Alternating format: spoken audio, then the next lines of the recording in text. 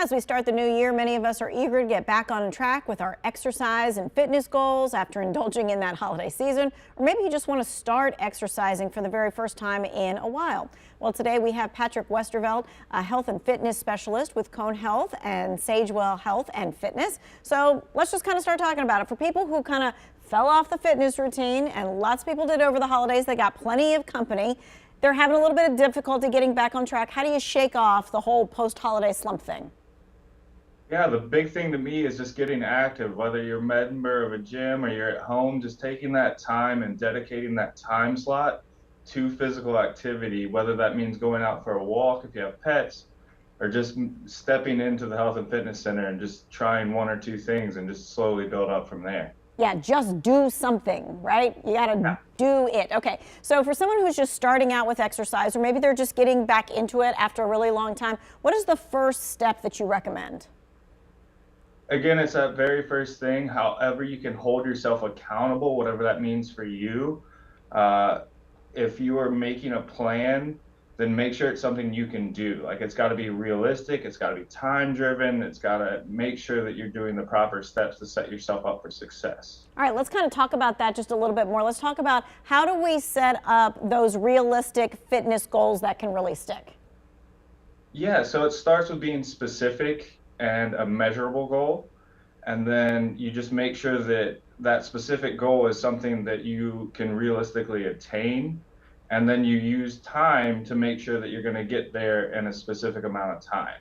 So like an example, like it's not going to be like, oh, I want to start like running 5 miles. How about if I walk 1 mile 3 times a week kind of thing? Yeah, and even if it's just set a time, just set, hey, I get off work at 5, I get home at 5:30, I'm going to spend at least 5 minutes walking. I can always do more than that, but I'm at very least starting to get that routine, establish that habit. Gotcha. Establish the habit even if it's just 5 minutes. All right, so to be effective, it doesn't really mean that you have to go to the gym to exercise. I always argue whatever is going to get you moving and motivated. I think that for a lot of people, a gym or a health and fitness center is specifically going to help them. But just starting and establishing the goal, sometimes that just is that 5 minutes of walking at your house. Okay, and so I know the 5 minutes, that is definitely something that it makes it easy to attain. It makes it something that you really can do. But how much time does it actually take to exercise? Like, what should we be like maybe looking forward to doing?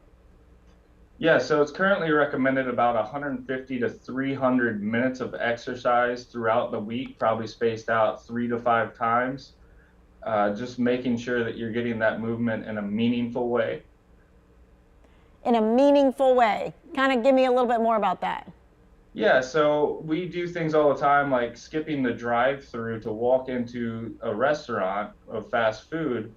That's great. That's burning calories. It's creating exercise. But we also want to have planned exercise where we're progressing and getting stronger rather than just relying on moving throughout the whole day.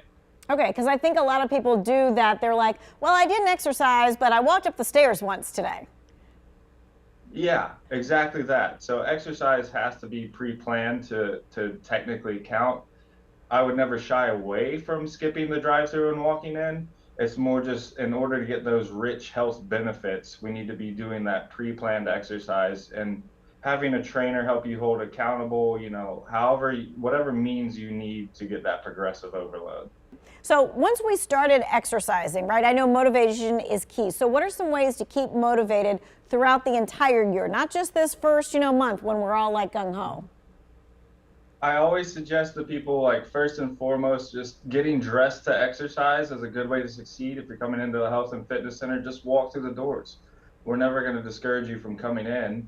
I think that getting friends and family to come with you is a big way to do it, because exercising is a social event. And so making sure that you are establishing a certain time, because then when you have your friends and families relying on you, you're going to end up letting them down. And I think that comes frequently from a lot of team efforts, like a team sport driven mentality. You don't want to let your team down. Same thing with fitness today, whether it's in June or whether it's even in January right now.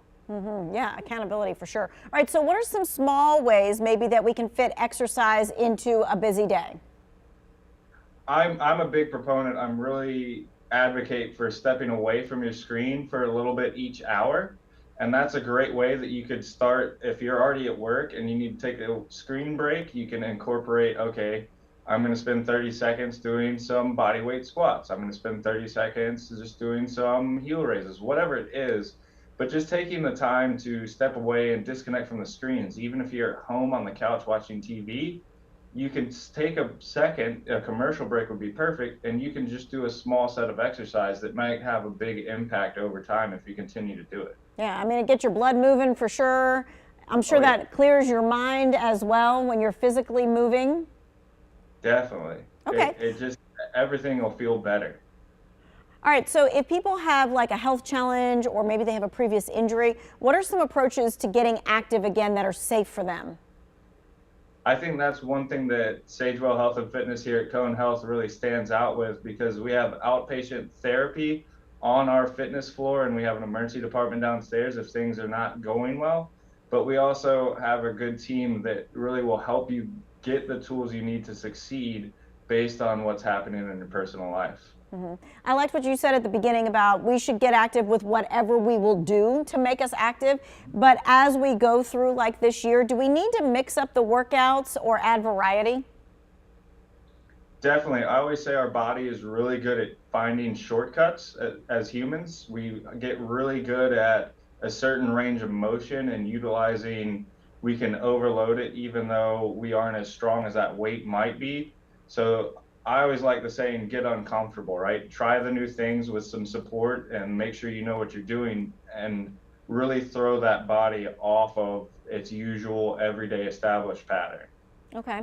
And let's talk about maybe giving some advice about someone who's maybe feeling intimidated about starting the fitness journey. They feel like they're just, way out of shape and they just don't even know where to start. Yeah, I think that that's always a pretty frequent question, and it just starts with that first step. Like even if you're just walking, it starts with that first step of coming in and asking for help. We often prescribe just about 4 machines that are going to help the individual walk through, and then after about 3 weeks, we add a few more and a couple more, and it depends person to person, but really just getting comfortable with coming in, establishing that routine, and over time you're going to start to look back and you're going to be like, I have a whole workout plan. What happened? Right. So just getting in the door. That's right. Yeah, it's not overwhelming to think that you have to know every single machine or every single thing in the workout. All right. I think that a lot of times people think that exercise is a punishment for all the things that we eat and that kind of stuff, instead of feeling like it is a reward for our body being able to do something. Yeah, I think that calories are often counted misappropriately. I think that there's a lot to unpack there based on society standards, what we see in social media a lot of times. But I think from my perspective is exercise is medicine. And I think that from that, what we can get is we can make our bodies feel better because we will be stronger and we'll be more flexible. We'll have better endurance, better stamina, all that fun stuff.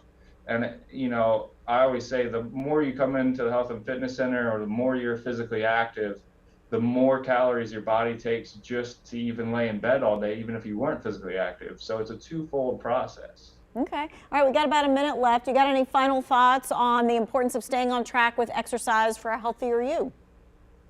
I think that especially with it being January, one of the biggest things that people do is they're very active and then it gets a little uncomfortable because they haven't been active for the previous year. Just stick with it. Trust the process. You're in this moment. It might not feel the most comfortable, but I want to say that long term, you're really going to get to a place where A, it becomes just a repeated behavior that you just do, a good habit. But B, also, I think that you're paying dividends to future self because you'll be able to do more things that you've always wanted to do as you go through the years. Yeah, absolutely. All right. We thank you for your time and your expertise. If you missed any of this, maybe you want to pass it along to somebody else to encourage them, you can find it in the To Your Wellbeing section of WFMYnews2.com.